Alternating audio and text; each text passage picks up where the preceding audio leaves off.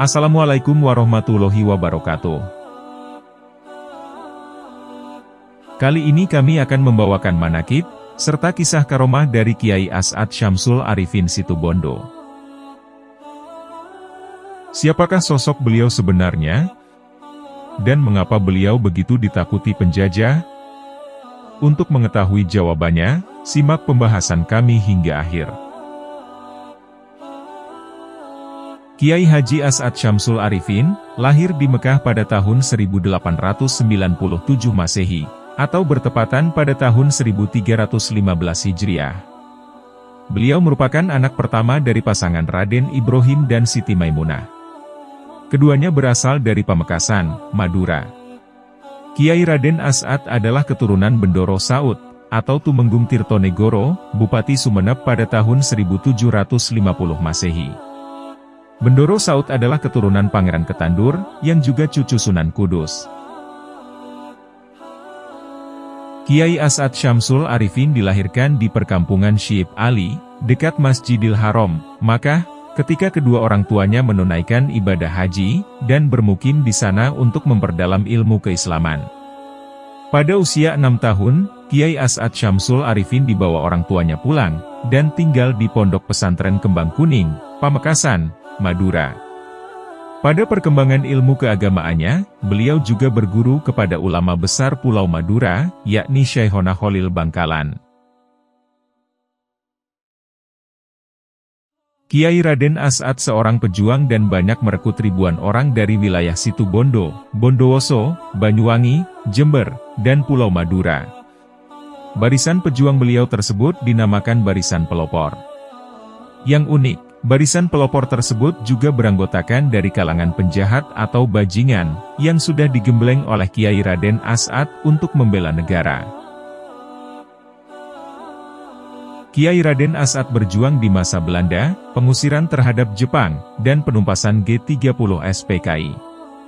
Beliau juga menjadi mediator berdirinya Jamiah Nahdlatul Ulama, dan anggota konstituante pada tahun 1957, hingga tahun 1959.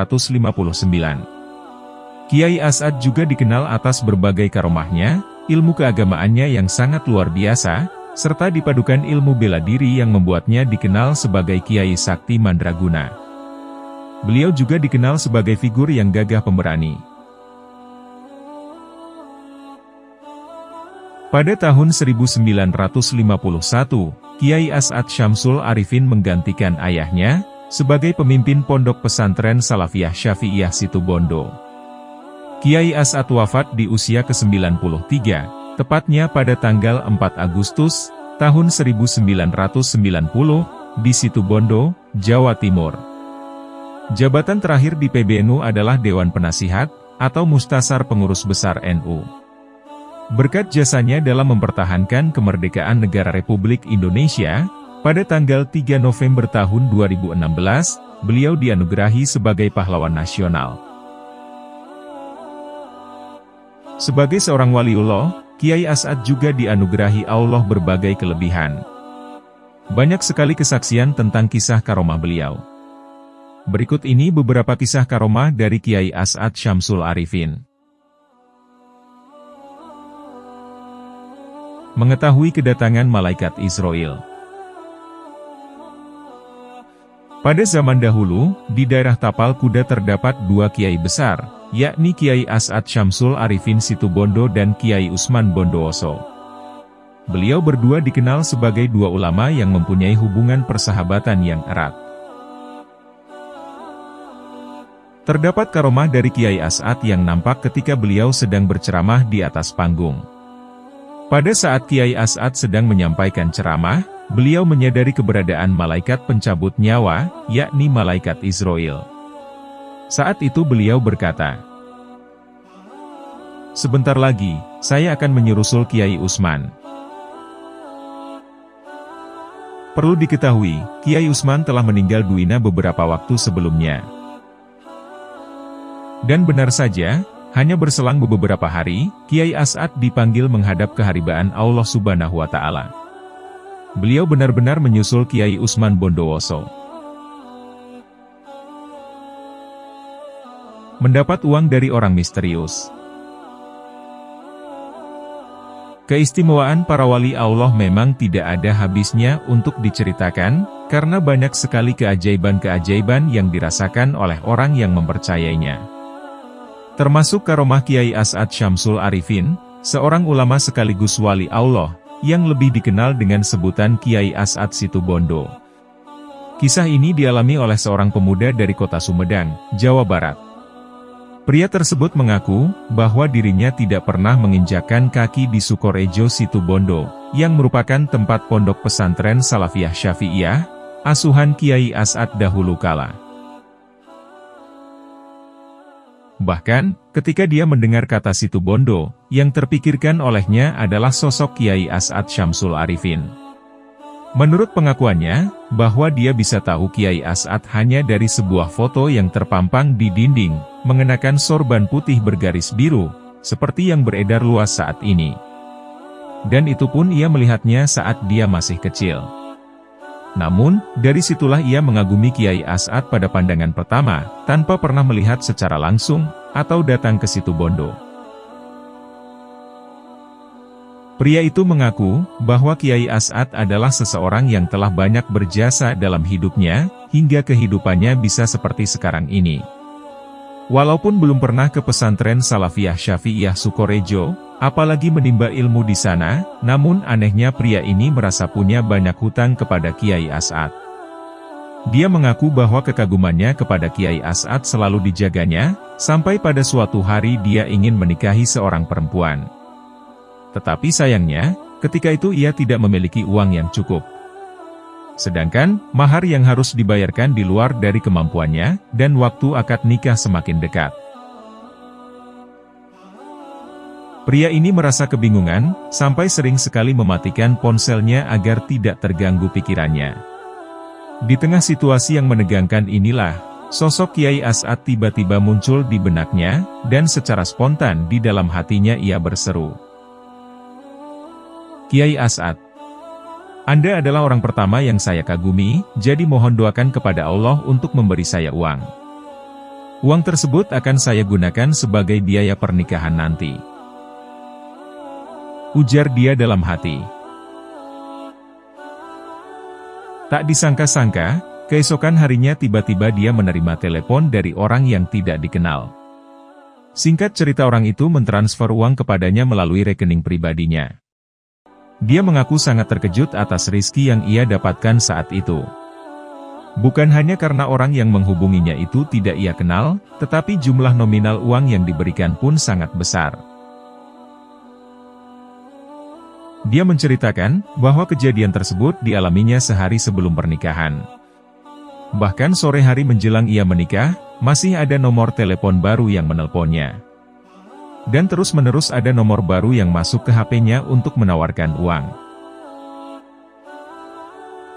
Hingga akhirnya ia merasa tak mampu, dan karena merasa terus dikejar orang, ia pun kemudian mematikan HP-nya, sampai akad nikah dilaksanakan. Alhamdulillah, pernikahan pun dapat dilaksanakan dan bertahan sampai saat ini. Dia mengaku tetap berkeyakinan bahwa para wali Allah, kekasih Allah, dan para pejuang, mereka itu tidak benar-benar meninggalkan dunia ini. Mereka hanya pindah tempat dan terus hidup, serta diberi banyak kenikmatan oleh Allah.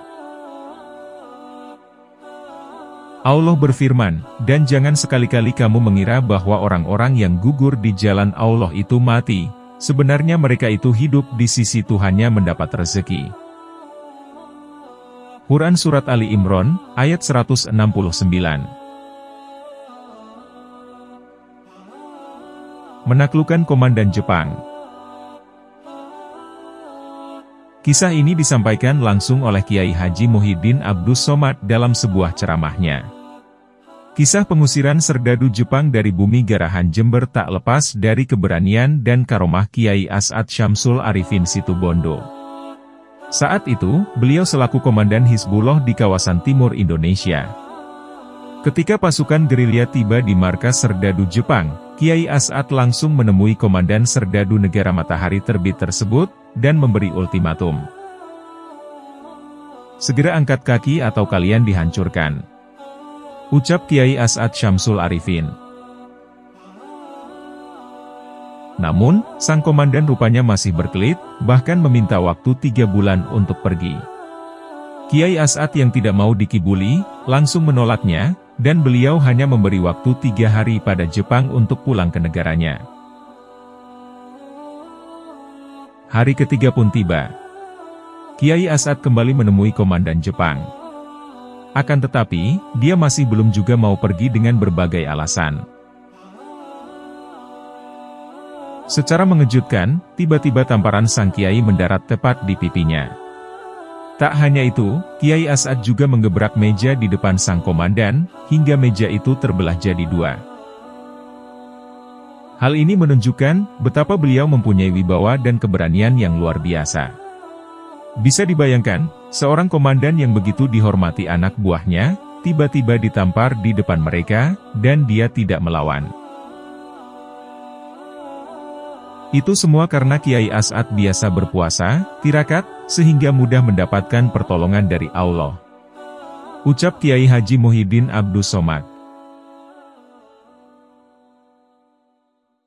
Songkok Sakti.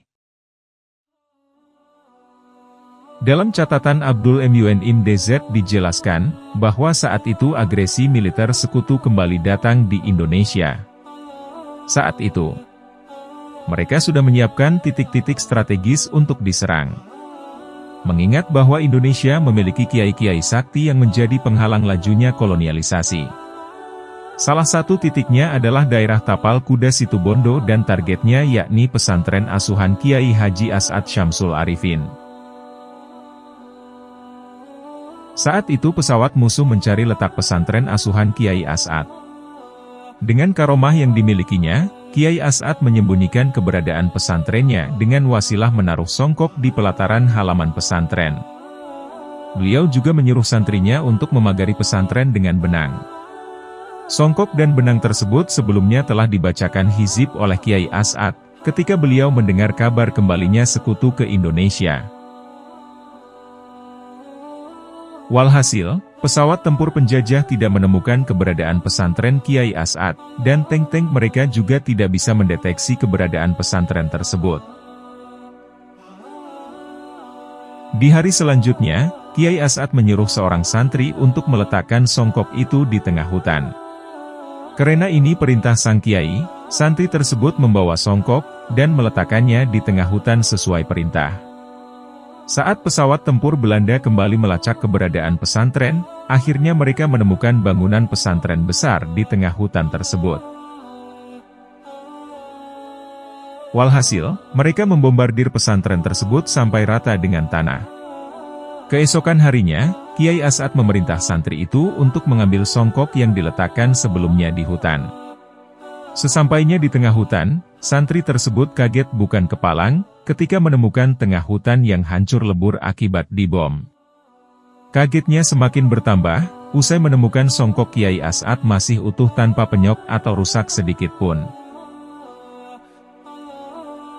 Melalui kisah ini kita dapat belajar, bahwa para ulama dan kiai berjuang mendirikan bangsa ini bukan hanya berbekal logistik, pikiran, dan kekuatan fisik. Akan tetapi, juga disertai mujahadah pada Allah Subhanahu wa Ta'ala, baik melalui tirakat berpuasa, maupun amalan wirid dan hizib. Cina mendadak alim. Tidak mudah untuk menjadi orang yang alim. Seseorang harus menjalani sebuah proses pendidikan, dengan belajar agama Islam di pesantren, atau dengan berguru kepada ulama atau kiai. Di pesantren pun ia harus bisa membaca Al-Quran dan memahami tafsirnya, bisa membaca kitab untuk memahami hadis, dan banyak ilmu lainnya yang harus dikuasai agar dikategorikan alim. Seseorang yang ingin dirinya alim, harus menjalani proses belajar agamanya dengan sabar, karena membutuhkan waktu yang cukup lama. Tetapi, ada juga orang yang tidak pernah menempuh pendidikan pesantren, tetapi dirinya bisa menjadi seorang yang alim. Berikut ini kisah luar biasa tentang orang Cina yang menjadi orang alim, karena barokah Kiai As'ad Syamsul Arifin. Ada seseorang pria bernama Wei Qinhai. Ia adalah anak asli keturunan Cina. dia menceritakan tentang almarhum ayahnya ketika masuk Islam. Sebelum ayahnya masuk Islam, agamanya adalah Katolik, begitupun dengan ibunya. Ia masuk Islam pada tanggal 3 Maret, tahun 1984. Orang yang mengislamkan ayahnya itu adalah Raden Kiai As'ad Syamsul Arifin, pengasuh pondok pesantren Salafiyah Syafi'iyah, Situbondo. Sejak kecil, ayahnya selalu mengajak Wicin Hai bersilaturahim atau mengunjung ulama. Sampai saat ini, Wicin Hai tetap ingat ketika sering diajak ayahnya mengunjungi beberapa ulama. Karena ayahnya sangat senang berkumpul dan bersama orang-orang soleh. Ia benar-benar mendapatkan kebarokahan, ketika seseorang senang berkumpul dengan ulama yang sanad keilmuannya jelas. Buktinya, kini Wicin Hai juga menjadi orang alim, berkat ayahnya yang senang berkunjung kepada ulama. Wicin Hai membenarkan, bahwa tidaklah keliru, ketika ayahnya banyak berguru kepada ulama yang sanadnya nyambung dengan Rasulullah, termasuk Kiai As'ad yang menjadi gurunya. Sehingga, almarhum ayahnya itu mendapatkan hidayah, serta keberkahan dari gurunya, Kiai As'ad Syamsul Arifin. Setelah beberapa bulan masuk Islam, ayahnya berkunjung ke pesantrennya Kiai As'ad. Ia kemudian menyampaikan hajatnya kepada Kiai As'ad, tentang bagaimana caranya bisa alim, meskipun tidak usah mondok. Kemudian Kiai As'ad menjawab, kalau ingin menjadi orang yang alim, ia harus mondok atau belajar agama Islam. Sedangkan, ayahnya itu sudah berusia 31 tahun, dan masih mempunyai tanggung jawab istri dan anak. Namun, Kiai As'ad hanya tersenyum mendengar hal itu. Beberapa bulan kemudian Kiai As'ad menghadiri undangan di Desa Lombok, Kecamatan Wonosari, Kabupaten Bondowoso. Ayahnya tersebut juga turut hadir untuk mengikuti pengajian yang diisi oleh Kiai As'ad. Sang ayah selalu hadir ketika ada pengajian Kiai As'ad, dimanapun tempatnya, kecuali ia tidak bisa hadir karena sakit, atau kepentingan yang sangat mendesak. Pada saat memberikan ceramah, tiba-tiba Kiai As'ad berdiri dan menunjuk orang yang duduk di pojok belakang. Kemudian Kiai As'ad berkata, "Nak, kesini kamu." Melihat hal itu, semua orang yang ada di majelis, saling menoleh siapa yang ditunjuk dan dipanggil ke depan oleh Kiai As'ad. Kemudian Kiai As'ad berkata lagi sambil menunjuk, "Kesini kamu nak, yang orang Cina." Ternyata, orang Cina yang ada di sana adalah benar ayah dari Wicin Hai. Kemudian ayahnya itu berdiri dan mendekat kepada Kiai As'ad. Kebetulan di depan Kiai As'ad terdapat gelas dan minuman. Setelah itu, Kiai As'ad langsung meludahi gelasnya tersebut. Kemudian Kiai As'ad memberikan gelas tersebut kepada ayah Wicin Hai, sambil berkata, "Ini diminum dan dihabiskan." Menurut Wicin Hai, almarhum ayahnya itu termasuk orang yang mudah jijik.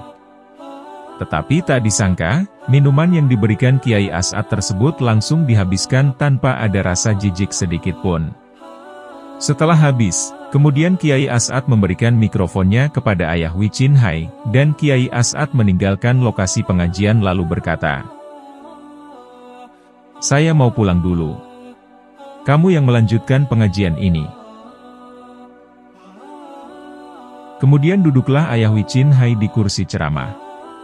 Tanpa diduga-duga, ayah Wicin Hai langsung bisa memberikan tausiah di depan banyak orang. Menariknya lagi, isi tausiah yang disampaikan bukan ilmu sembarangan, melainkan ilmu yang kajiannya berat, seperti Tafsir Jalalain, Kitab Ihya Ulumuddin, dan Al-Hikam. Wicin Hai juga mengatakan, bahwa almarhum ayahnya selama hidup tidak bisa membaca Al-Quran, apalagi kitab kuning. Sungguh luar biasa. Keberkahan bagi orang yang senang berkunjung, dan berguru kepada ulama yang dekat dengan Allah. Wicin Hai juga menyarankan bagi siapapun yang ingin memperdalam ilmu agama, hendaknya ia harus bisa mencari guru yang tepat, dan sanad keilmuannya harus jelas hingga ke Rasulullah. tidak sholat. Kiai Haji Zainullah Jauhar, dahulu adalah salah satu seorang khodam, atau pembantu Kiai As'ad Syamsul Arifin. Beliau kemudian menceritakan pengalamannya luar biasa, ketika masih bersama Kiai As'ad. Berikut ini penuturan dari Kiai Haji Zainullah Jauhar.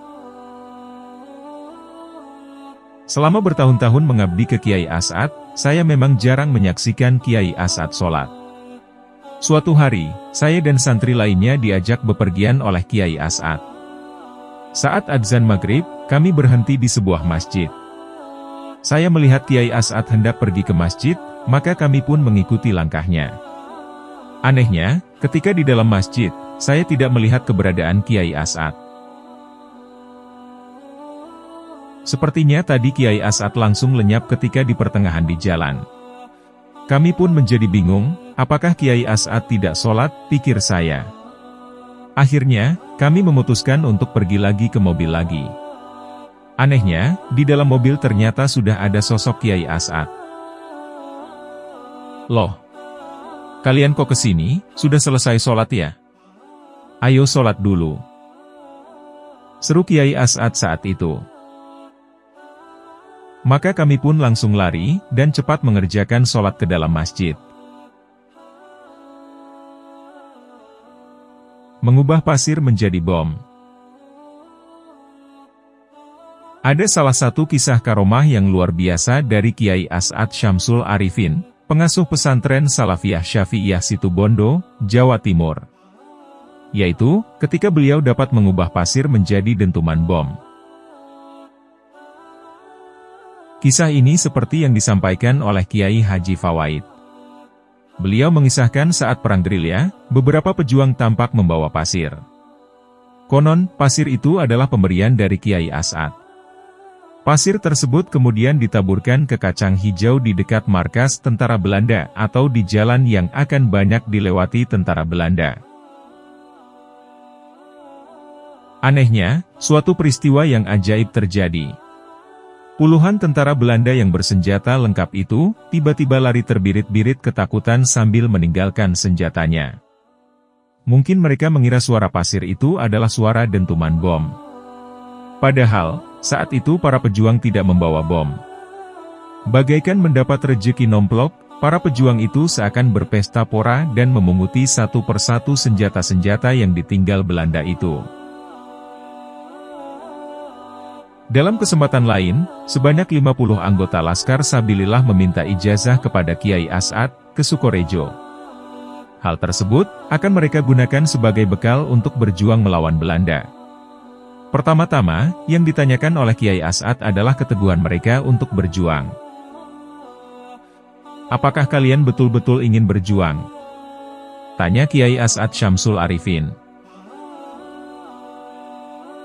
Kami memang ingin berjuang Kiai, asalkan kami diberi azimat. Jawab seorang pemimpin rombongan. Oh, itu gampang. Jawab Kiai As'ad. Kamu berangkat perang utuh, pulang pun juga utuh. Lalu Kiai As'ad mengambil air putih dan menyuruh mereka meminumnya, sambil membaca sholawat. Setelah itu, Kiai As'ad berpesan kepada mereka. Kalian tidak boleh menoleh ke kiri dan ke kanan. Terus maju, dan jangan mundur. Kalau maju terus dan tertembak mati, kalian akan mati syahid dan masuk surga. Tapi, bila kalian mundur dan tertembak, kalian akan mati dalam keadaan kafir.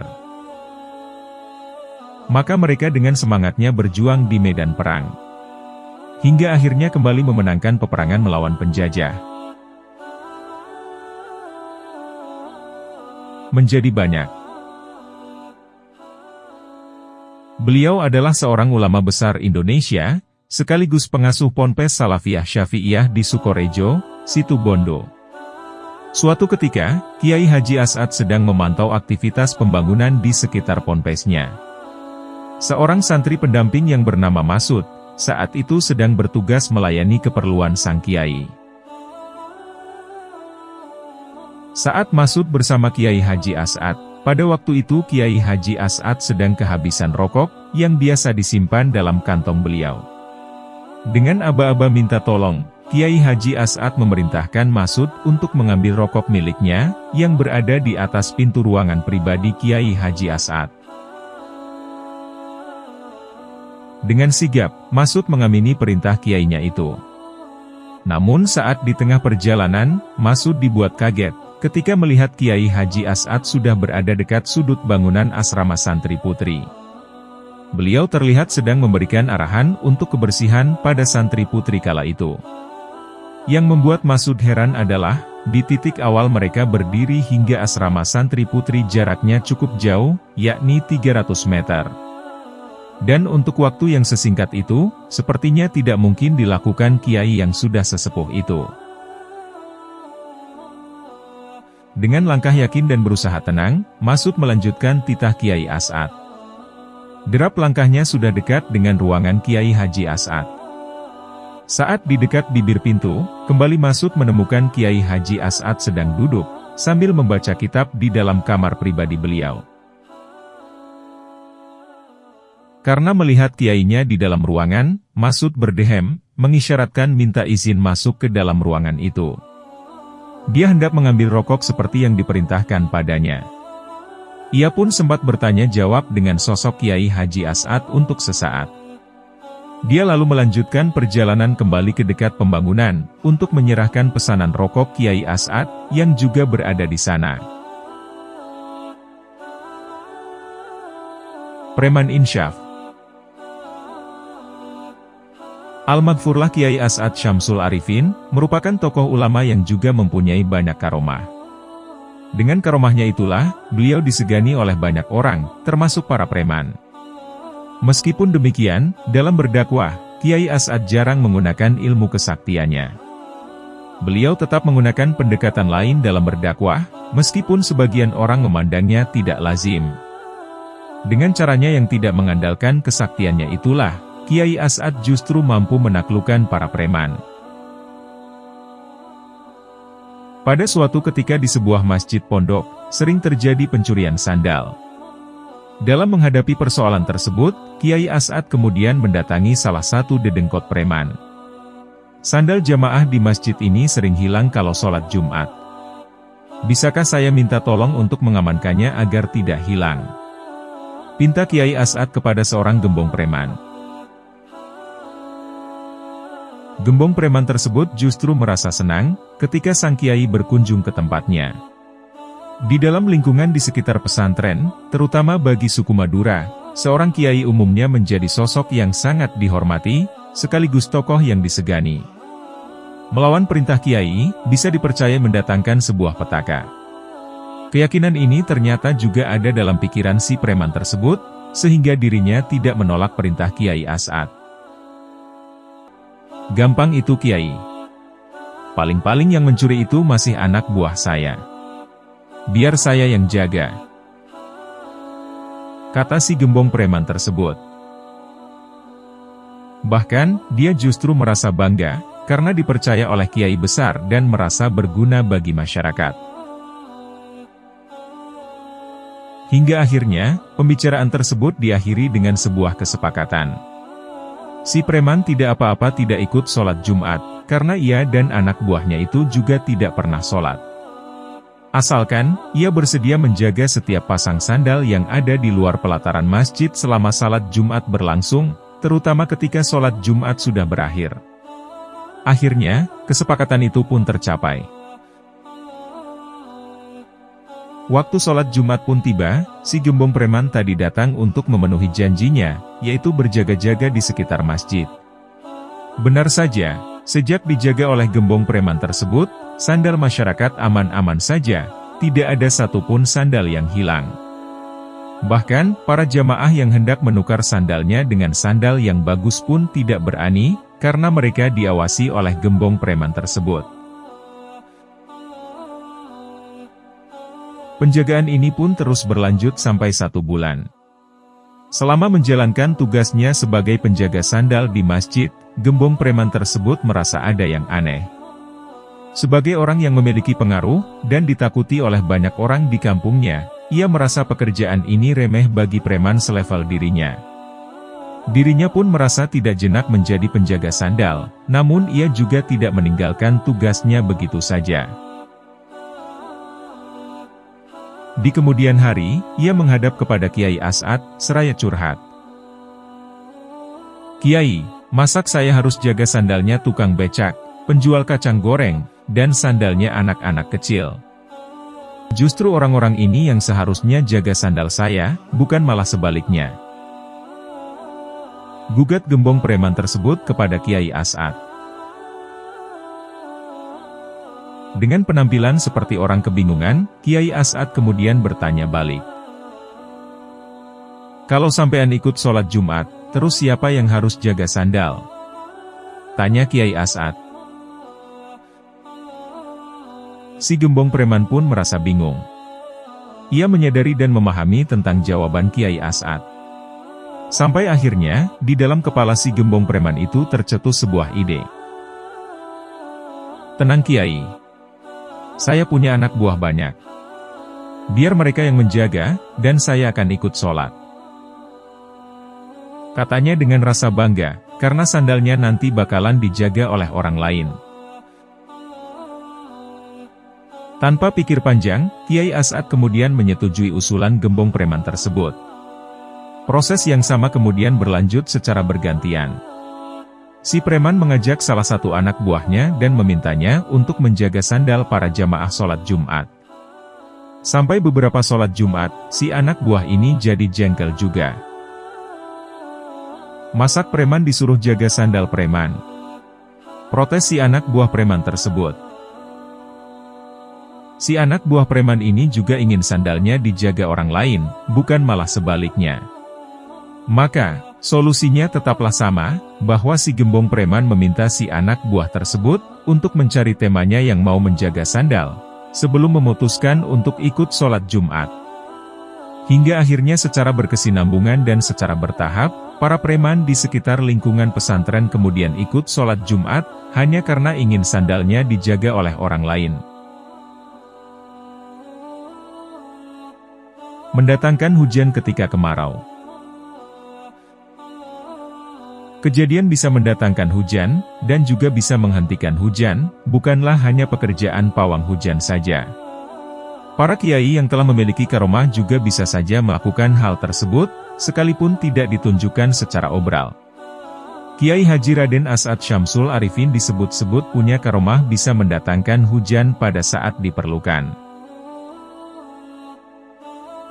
Kisah ini dimulai saat Muktamar Nahdlatul Ulama yang ke-27, pada bulan Desember tahun 1984.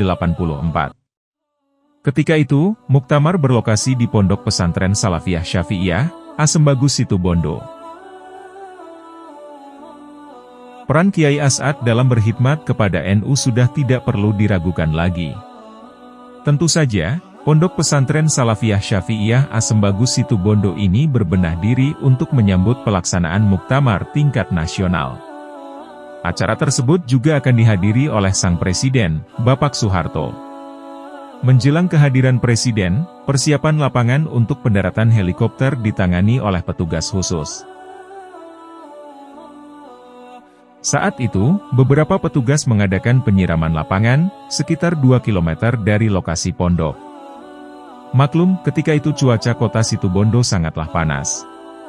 Agar debu-debu tidak berterbangan ketika helikopter mendarat, lapangan itu perlu disiram air. Dan demi kenyamanan, petugas pun mendatangkan truk tangki berisi air, agar bisa menyiram area tanah lapangan yang kering itu. Saat beberapa petugas tengah sibuk melakukan penyiraman lapangan, tiba-tiba Kiai As'ad muncul. "Memakai uang siapa menyirami lapangan seluas ini?" tanya Kiai As'ad kepada para petugas. "Jika pemerintah memiliki banyak uang, lebih baik dipergunakan untuk memperbaiki jalan di sebelah utara saja. Percuma menyirami lapangan ini. Sebentar lagi akan turun hujan. Lagi pula, Pak Harto tidak mendarat di lapangan ini," tutur Kiai As'ad. Komandan lapangan yang ditugasi untuk memimpin penyiraman lapangan itu pun merasa serba salah. Ia kemudian menjawab, "Mohon maaf Kiai. Kami hanya melaksanakan tugas dari atasan." Kiai As'ad pun diam, dan kemudian kembali ke pondok pesantren. Benar saja, sesaat setelah Kiai As'ad meninggalkan lapangan, tiba-tiba rintik gerimis turun, dan kemudian hujan pun turun semakin lebat. Lapangan tersebut kemudian menjadi basah oleh air hujan. Sementara itu, para petugas penyiram lapangan pun berlarian menuju rumah penduduk untuk berteduh. Ternyata, hujan hanya turun di sekitar lapangan itu saja. Di luar lapangan, di perkampungan penduduk, sama sekali tak terjadi hujan. Dan ternyata, Presiden Soeharto tidak jadi mendarat di lapangan itu. Helikopter Presiden justru mendarat di lapangan Karangtelok, yang tidak dipersiapkan untuk mendarat sebelumnya. Persis sebagaimana yang diucapkan Kiai As'ad sebelumnya, bahwa Pak Harto tidak akan mendarat di lapangan yang akan disiram tadi. Demikianlah kisah-kisah karomah dari Kiai Haji As'ad Syamsul Arifin Situbondo. Semoga kita dapat mengambil hikmah dari kisah ini.